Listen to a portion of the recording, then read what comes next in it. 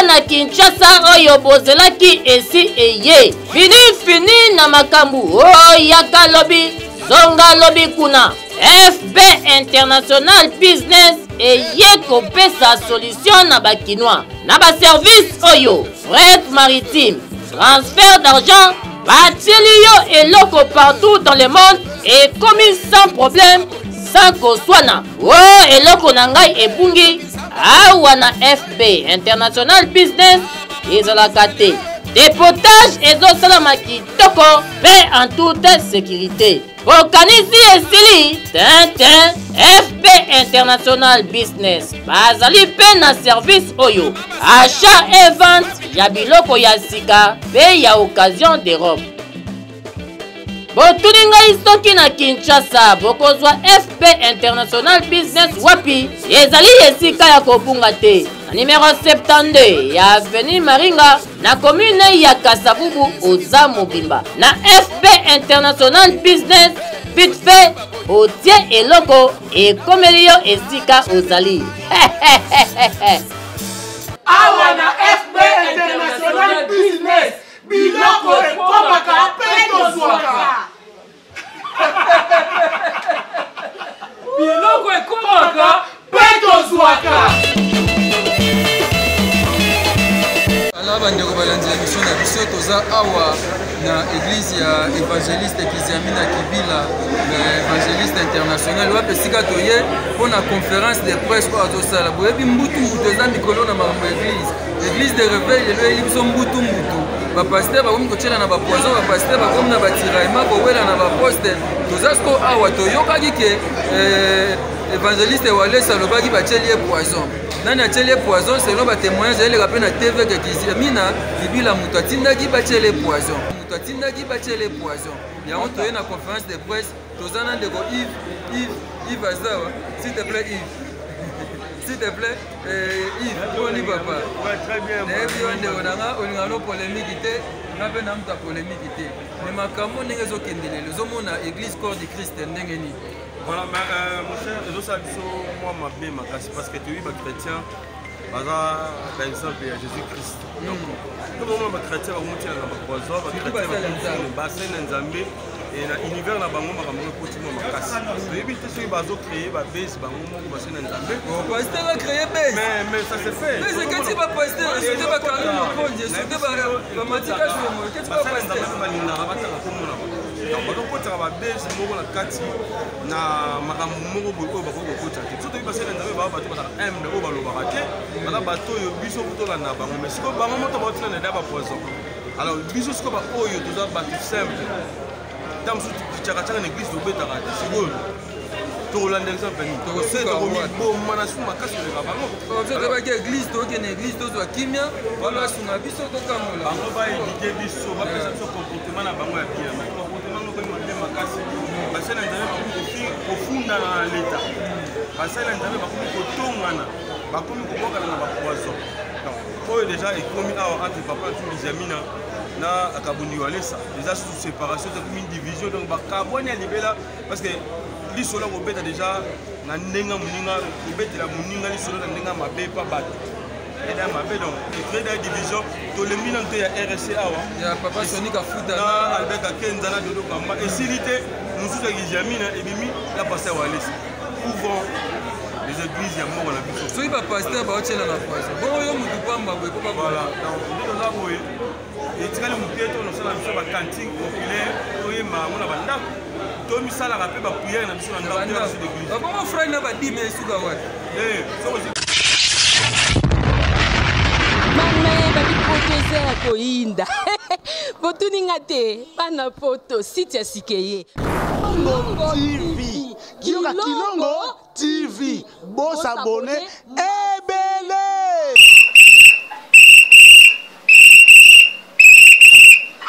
Kikaka leri nyocho Kikaka mopepa sika tolima mopepa kala te mikolo solingi osabone obetika point Kilongo TV Kilongo TV bobeto be bokoto be na YouTube bobeto be Kilongo TV po Kilongo TV bokomona maijane wana bakataka te ngonga nyoso bokomona maijane na Kilongo TV. Wana nouveau-né kasi aza grand nani Kilongo TV. Oh Kilongo TV, oh Kilongo TV, sene moko ebotami eza moke kasi avimba na kati. Kilongo TV bokomona makambo ya minene mpo yasa ka vie ko le kabatinyaso. Kilongo TV. Bisous, bye. Les poisons. Il y a une conférence de presse. Tous en de Yves Azar, s'il te plaît Yves. S'il te plaît Yves, on y va pas. Ouais, très bien. On a une polémique, on a une polémique. Mais ma caméra n'est pas kendele. Les hommes ont l'église corps du Christ n'engeni. Voilà, mon cher, je sais moi ma bien ma casse parce que tu es chrétien. Par exemple, Jésus-Christ. Donc, tout le monde est chrétien, on monte dans la poison, on chrétien, on bassin dans Zambé, et dans l'univers, on a un petit peu de casse. Les habitants qui ont créé la base, on bassin dans Zambé. On va créer base. Mais ça se fait. Mais c'est quand tu vas poster, je te vais carrément le prendre, je te vais matika sur moi. Qu'est-ce que tu vas poster?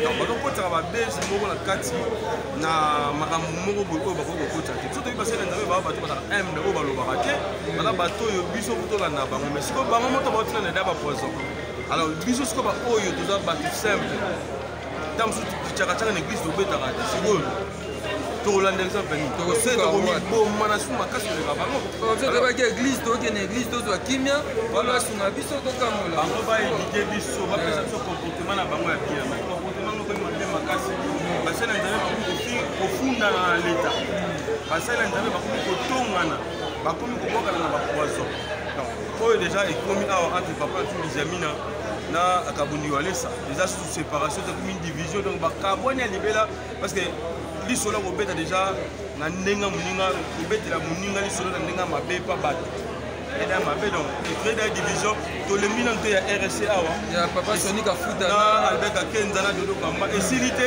mosusu ya kijamina ebimi ya pasteur walesa pouvant les églises ya moko na biso soki bapasteur baotiela na poison bongo yo mutu pamba boye po voilà donc nde toza boye etikali moke to nosala biso bacantine populaire toyemba yango na bandako tomisalaka mpe bapriere na biso na ndako te biso d'église bongo frane na badime esuka wate soki osi bafrande oke mpesa ata bafele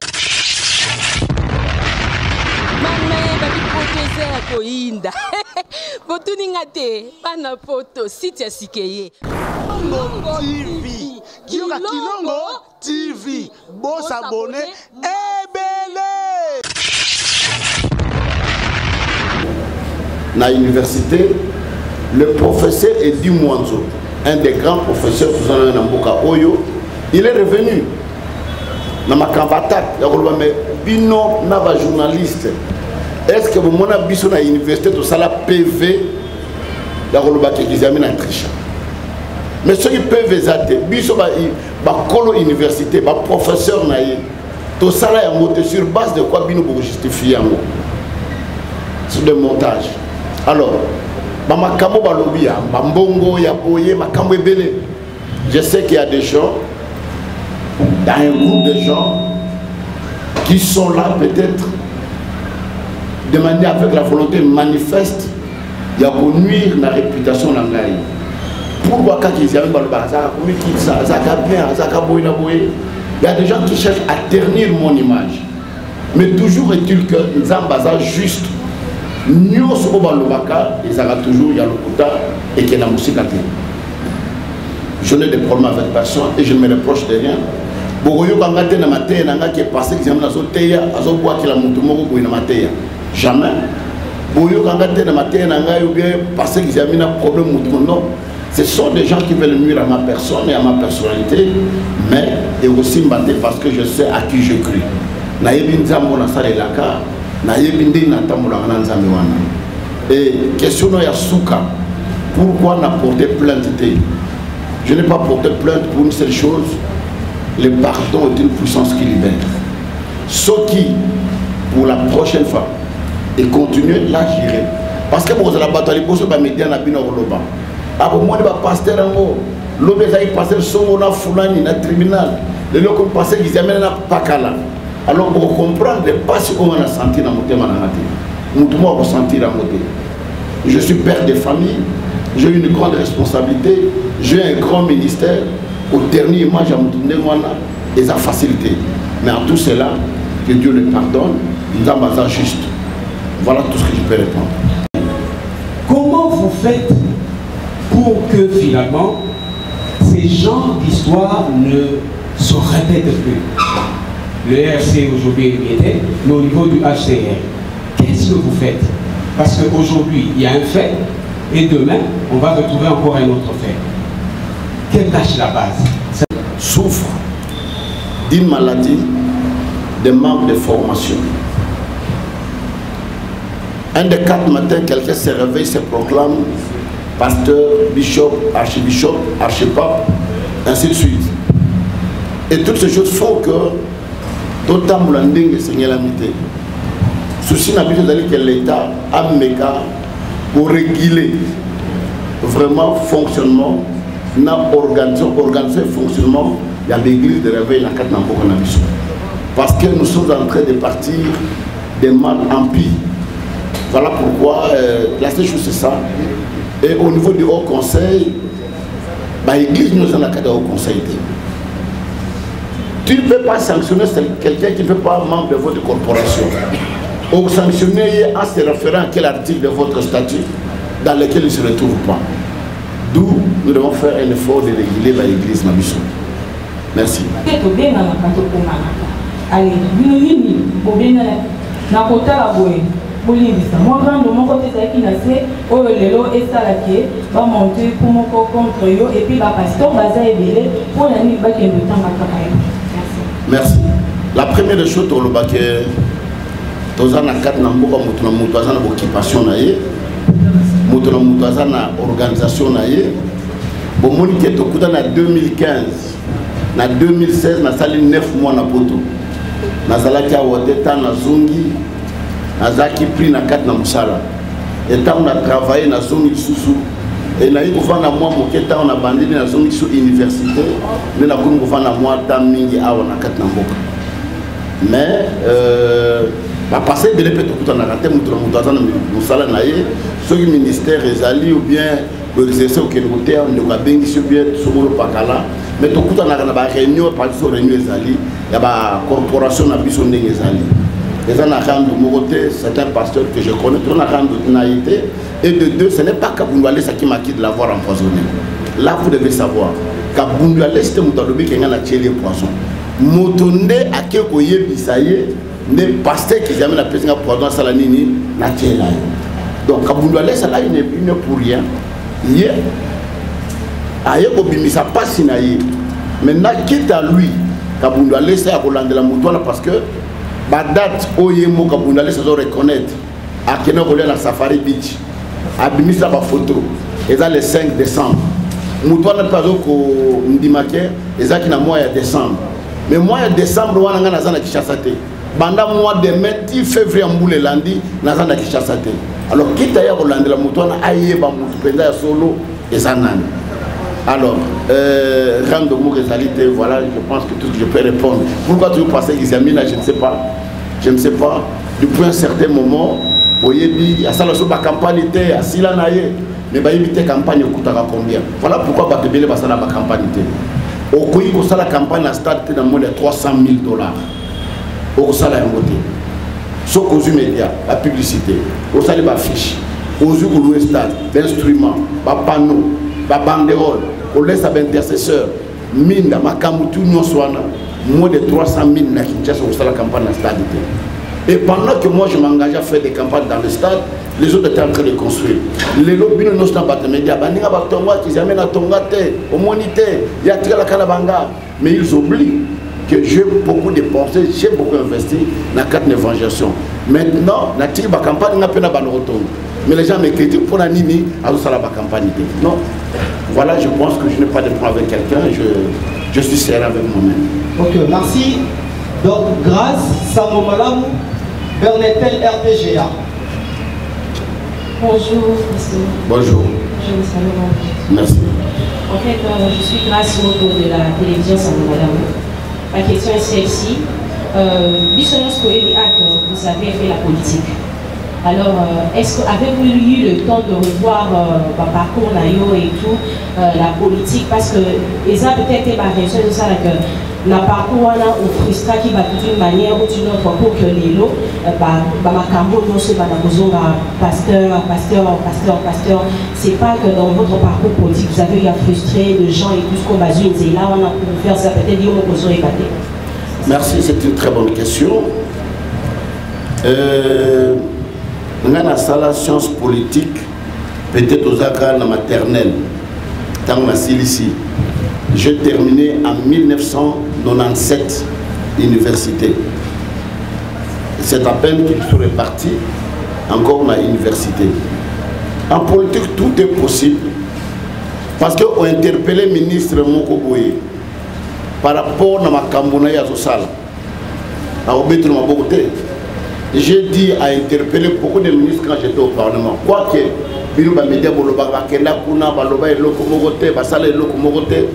mais si vous prenez vos endroits de YouTube, beaucoup de intervention dans le Parlement, le ministre est interpellé pour la je ne sais pas. Moi-même, je ne me reproche de rien. Véracité. Donc, j'aime être vertique dans ma Kambounanga. Na linga okine gauche droite te na linga na la sincère na ngamoko pe ba combine ya boye na linga ngote même bo tchembon place wana je vous l'ai dit plusieurs fois le parlement va passer biso moment pour changer la constitution tous les députés ont pu avoir cet argent j'étais le seul à boya mbongo parce que j'avais voté non pe na boya na mbongo tchaka pour le bela ngote parce que vous étiez dans la salle ce jour-là pour le bela ngote qui est passé ils avaient laissé lever pour dire non et il a refusé même des primes qu'on leur a accordées. Voilà, je n'ai pas de problème avec quelqu'un. Merci. Merci beaucoup, évangéliste, bonjour. Bonjour. J'aimerais bien que votre réponse soit en français, parce que c'est oui, télévisé. Merci. Moi, je voulais juste savoir la vie de l'Église, votre lecture par rapport à l'Église corps du Christ aujourd'hui.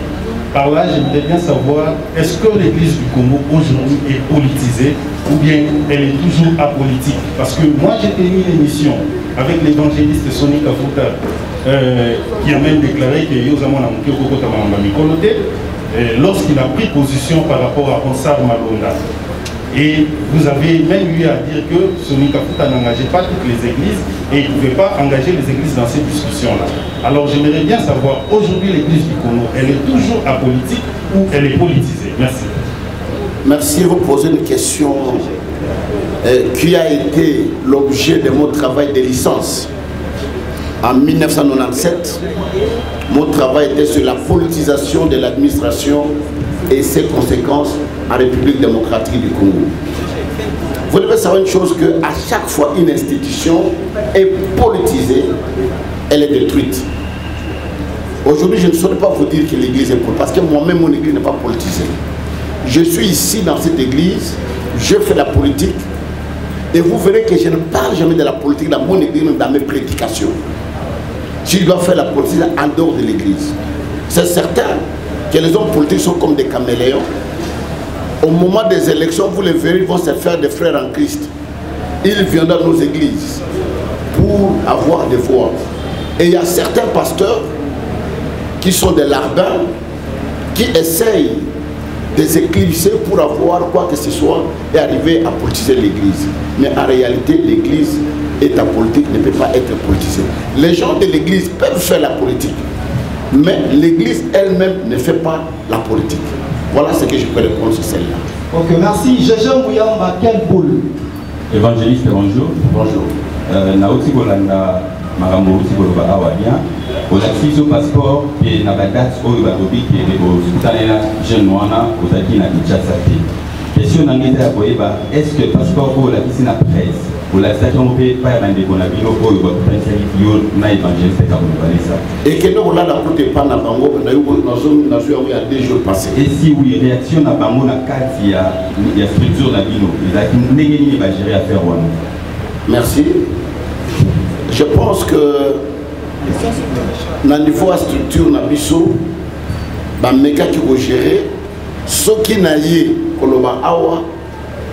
c'est pour dénoncer l'insistance ya ndeko wana pe bandeko mosusu nazomona baréaction na ba YouTube lokuta wana makambo lokuta eza kaka kizami na mokuta komi akofuta yango soki ete bana ne pe bakofuta yango bana nanga bakofuta eloko moko te parce que leur papa est juste, la preuve est là.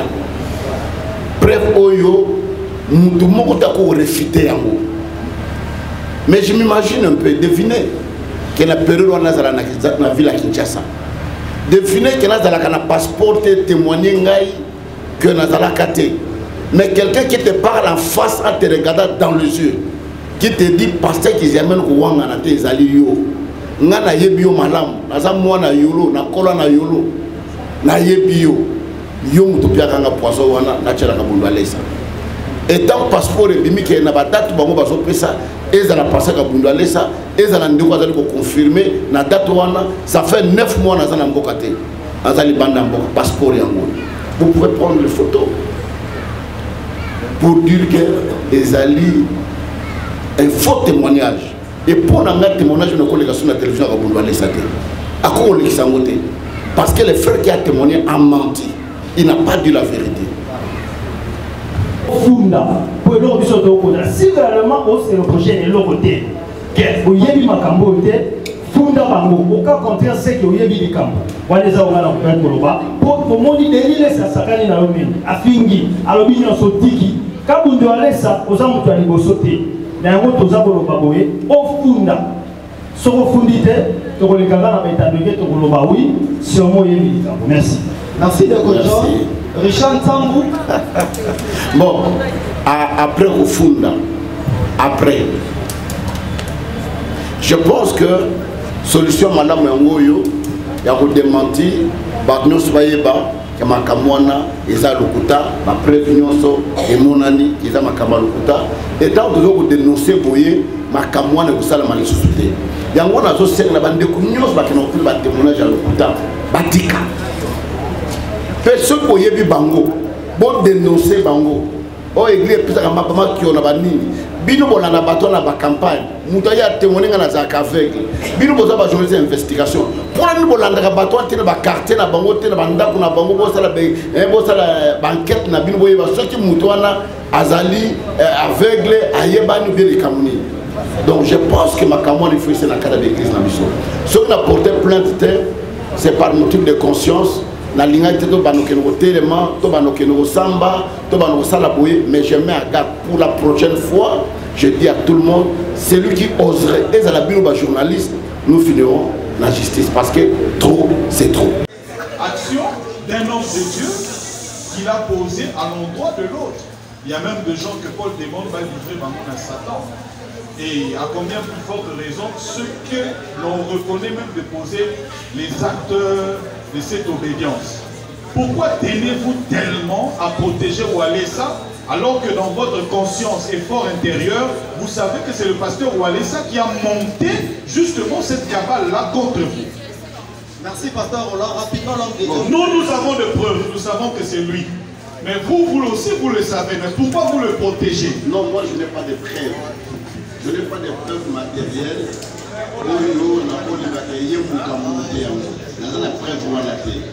Moi j'ai la preuve, il y a au moins un couteau, il y a d'autres témoignages dans le mission. Voilà, c'est ça le problème. Merci. Voilà, Tokomi Nasuka, merci l'homme de Dieu de votre disponibilité. Alors nous allons clôturer par la prière avec l'homme de Dieu, le pasteur Timothée. Merci Seigneur, nous te bénissons pour cette opportunité que tu nous as donnée pour que nous puissions échanger avec ton serviteur. Merci pour le journaliste avec des questions brillantes et des questions sages. Merci pour ton serviteur à qui tu as déversé la sagesse et l'intelligence pour nous éclairer dans cette situation. Nous te recommandons, Seigneur de gloire, tendre Père, les restes des temps. Nous prions que Seigneur de gloire, ta paix et ta grâce nous accompagnent. Au nom de Jésus, nous avons ainsi prié. Amen. Ok, je pense que, merci. Je pense que dès la route sur le Bawana, Max Azali. Maman continue à continuer à ça la bien parce que les gens vont bien tirer un peu sur le poison. L'œil va le bannir. balobaki à tout temps na 6e eri akima balobi alia mbongo ya Kabila aboya kondima. Et pourquoi Kabila azondimaki? Non, papa, Toyo Kapé Kabundi, Toyo Kapé Kabundi Alessa. Il y aura aussi Kabundi Alessa à Ben Sabiso. Il n'y a pas fait sa version de Fenaï, il n'y a pas fait sa version de Fenaï, il n'y a pas Loba. Et c'est par là que le journaliste a raconté tout le balai. Il faut d'abord des sons de cloche pour y avoir réellement où se trouve la vérité. Donc le roi de Yogi Pasteur qui a mis là, il faut toujours Kapé Kabundi Alessa. Vous comprenez? Mais hier soir, il y a dit que Makambo va l'obéir dans le coup. La justice est là. La justice doit faire son travail, c'est tout. Mais ça. Ok, merci beaucoup, papa. Ça va. Ok, Tito. Bonjour, mon frère. Les réactions par rapport à des conversations et au pasteur Kabouwale Salobide, les amis de Moutachela qui est posé. Réaction Walesa, au départ, il accuse Kiziamina parce que quelqu'un s'est revenu lui dire que c'est Kiziamina qui a monté le camp. Il se rend compte par la suite que ce n'est pas le cas et Kiziamina est obligé de passer pour dénoncer. Pourquoi Kiziamina passe pour dénoncer alors qu'il sait que ce n'est pas Walesa? Pourquoi Kiziamina passe pour dénoncer alors qu'il sait qu'il y a quelqu'un qui le fait, qui est derrière ce garçon-là? Bref, Kiziamina est en train de protéger Walesa dans son cœur, comme il n'aime pas tout le temps entrer en guerre, il refuse de dire ouvertement que c'est Walesa qui a posé l'acte du fait que lorsqu'ils se sont retrouvés avec Godem Poi, ils ont eu le temps de connaître la personne qui a posé l'acte. Parce que Kiziamina ne passerait pas dénoncer s'il ne connaît pas, c'est lui qui a monté cette cabale contre lui. Donc l'équation est aussi simple que ça. Pourquoi est-il passé, pourquoi a-t-il organisé un point de presse pour dénoncer qu'on aurait cité son nom dans une cabale qu'il aurait monté d'empoisonner Walesa? Ça c'est un. Donc, Kiziamina connaît la personne parce que le gars qui a prié, qui a dit que je me sens mal à l'aise depuis 2017 parce que j'ai posé l'acte, Kiziamina m'avait demandé de le faire. Quand ils se sont retrouvés, cette personne-là, ce monsieur-là, il a certainement révélé la personne qui lui a donné du poison et lui donné $100.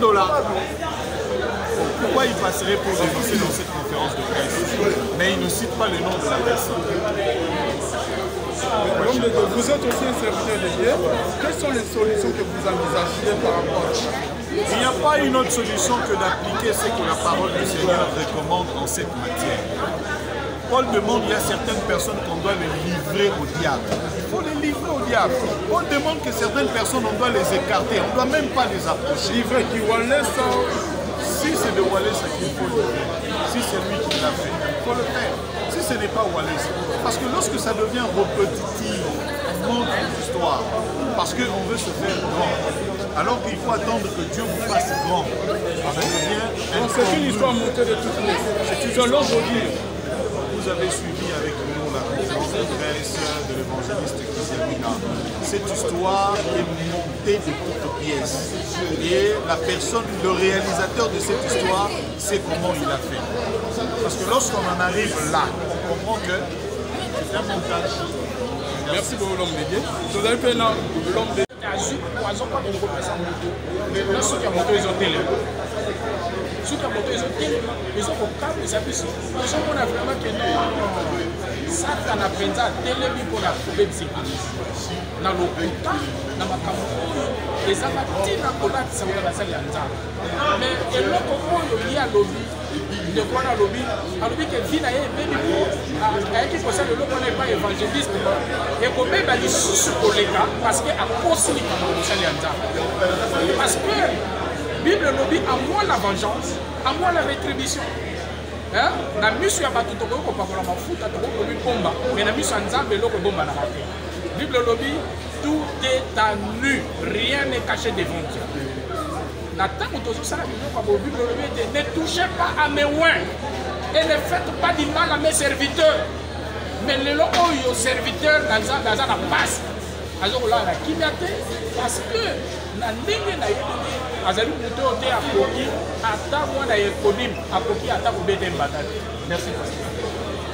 Nzamba pamba. Normal, pasteur normal. RC pour là, des hommes RC pour là. RC sur l'accès que nous avons passer by belé na ko. C'est nango ngo. Nous dit que c'est nango ngo. Sinon yo analyse qualité. Des analyses des gens pas passer. Non, non, innocent. Pasteur. Il moi il. Voilà, merci beaucoup. Mais après si tu peux nous aller sans botte. Mais n'est comme que ba pasteur ba tela na ba poison ba funda na ba boulot. Oh, ils ont sur la cala.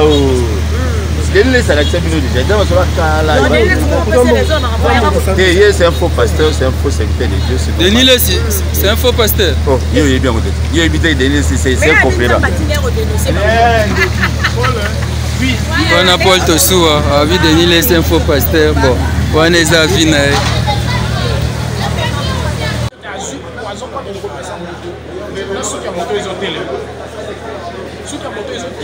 Ils ont compris ça plus. Ils ont vraiment que ça a appris à téléviser pour la trouver des églises.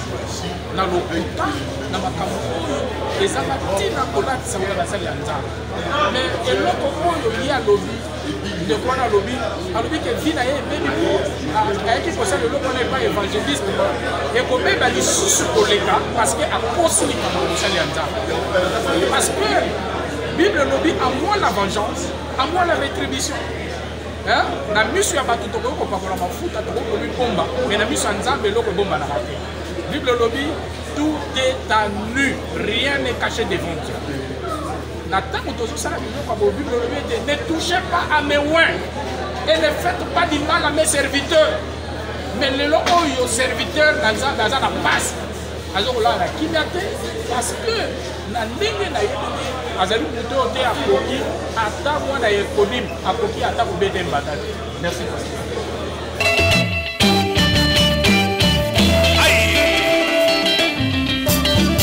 Eye bana Kinshasa oyo bozelaki esi eye fini na makambu oyaka lobi zonga lobi kuna FB International Business eye kopesa solution na bakinois na ba service oyo fret maritime transfert d'argent batieli yo eloko partout dans le monde et commis sans problème sans koswana eloko na ngai ebungi awa na FB International Business ezalaka te dépotage ezosalama kitoko mpe en toute sécurité. Bokanisi esili tintin FB International Business bazali pe na service oyo achat et vente ya biloko ya sika pe ya occasion de robe. Botuni ngai soki na Kinshasa bokozwa FB International Business wapi ezali esika ya kobunga te na numéro 72 ya avenue Maringa na commune ya Kasavubu oza mobimba na FB International Business vite fait otie eloko ekomeli yo esika ozali. Awa na FB International Business biloko ekomaka